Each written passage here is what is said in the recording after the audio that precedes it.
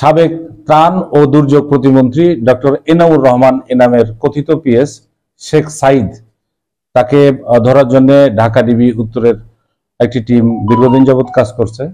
আজকে তথ্য প্রযুক্তির মাধ্যমে জানতে পারে যে সে সাভার এলাকায় প্রবেশ করে এবং তার নতুন বাসা সাভার নামাবাজার এলাকা থেকে ধরা হয়। সে বাসায় পুলিশ যখন ধরতে যায় তখন সে বাথরুমে লুকায়িত ছিল।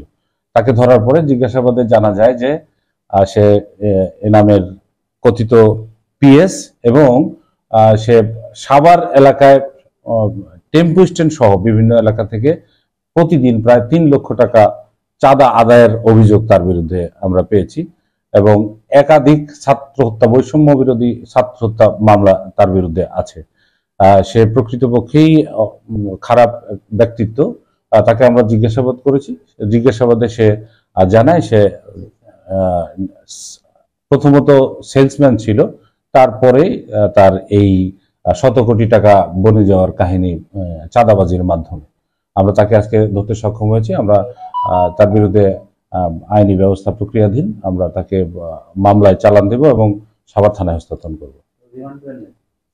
সাভার থানা মামলা তদন্তকারী কর্মকর্তা যদি মনে করেন রিমান্ডে নেবেন, অবশ্যই তাকে রিমান্ডের জন্য প্রেয়ার দেবেন বিজ্ঞ আদালত।